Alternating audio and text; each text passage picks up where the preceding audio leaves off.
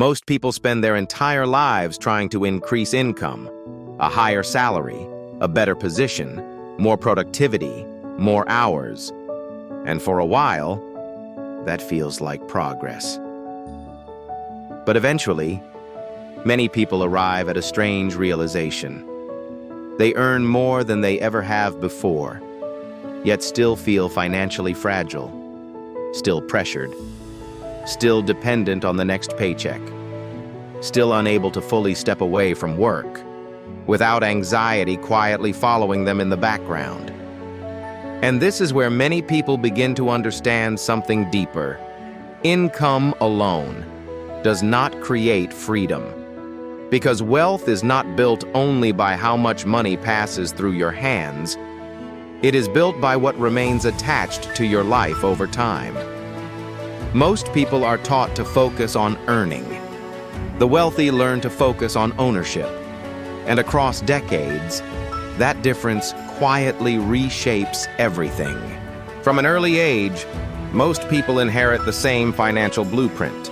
Study hard, find stable work, build a career, increase income over time. And there is nothing inherently wrong with this path. The problem is what often develops around it. A paycheck-centered view of life, where financial security becomes emotionally tied to constant labor. Work creates income. Income supports lifestyle. Lifestyle expands alongside income, and the cycle repeats itself, year after year. Gradually, many people begin constructing lives that require continuous maintenance. A larger apartment, a newer vehicle, higher monthly obligations, more recurring expenses disguised as convenience. And eventually, income no longer creates breathing room. It simply supports a more expensive version of survival. This is why many high earners still feel trapped, not because they failed, but because their entire financial structure still depends on active income. And the moment income slows, pressure immediately returns, because many people are not truly chasing luxury, they are chasing relief. Wealthy people still work hard, but they often think about money differently. The average person uses income primarily to improve lifestyle. The wealthy often use income to increase ownership. And over time, that distinction becomes enormous, because ownership changes the relationship between time and money. A business can continue generating revenue. Investments can continue compounding. Digital assets can continue selling. Equity can continue appreciating silently in the background. And eventually, income is no longer tied entirely to personal effort. This is why wealthy people become obsessed with assets. Not because assets sound impressive, but because assets create leverage. And leverage allows wealth to continue growing, even when effort becomes less constant. Most people use money to upgrade their lifestyle. The wealthy use money to reduce their dependence on labor. And that single shift changes everything. One of the most misunderstood parts of wealth is how invisible it often looks in the beginning. Two people can appear financially identical from the outside. Similar income, similar city, similar lifestyle. But internally, their financial systems may be completely different. One person consumes nearly everything they earn. The other quietly acquires assets, month after month. And at first, the difference appears insignificant, almost invisible. But wealth compounds silently, long before it becomes visible publicly. Years later, one person still depends entirely on labor. The other owns systems quietly producing income in the background. And this is the part most people never witness. The years of restraint, the years of delayed gratification, the years of choosing long-term ownership over short-term appearance. Because real wealth is rarely built dramatically. It is usually built gradually, through repeated allocation decisions made consistently over time. Modern culture constantly encourages consumption.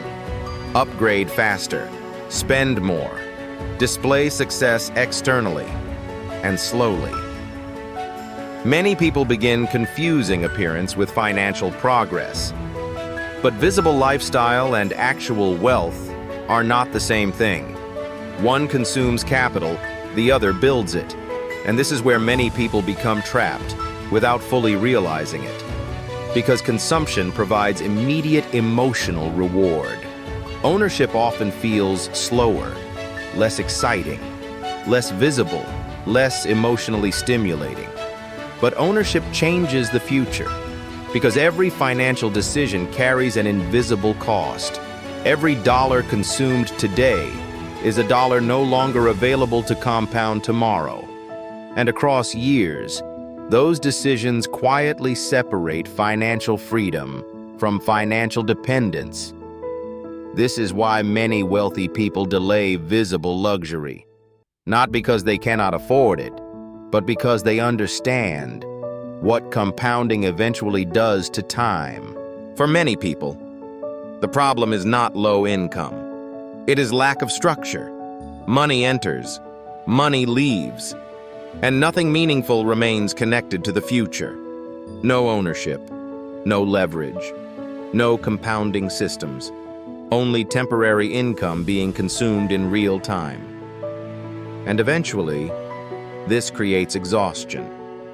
Because without assets, income must constantly be replaced by more labor.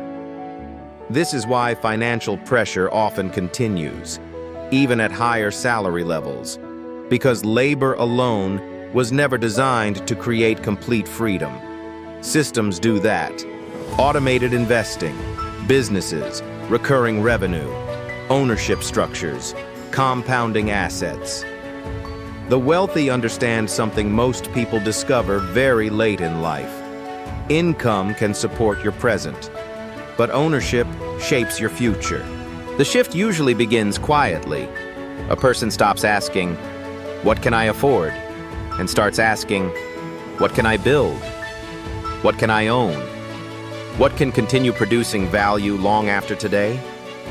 And slowly, money begins serving a different purpose. Not only consumption, but acquisition.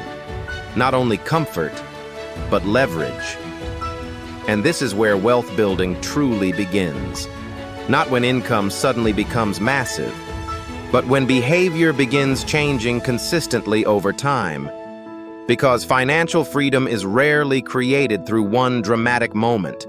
It is usually built through small, repeated decisions, made patiently, across many years. Most people spend their lives trying to increase income, while the wealthy spend their lives increasing ownership. And across decades, that single shift quietly determines who remains financially dependent and who eventually becomes free. If this changed the way you think about money, subscribe to Echelon Capital for more videos on wealth psychology, financial systems, and long-term financial freedom.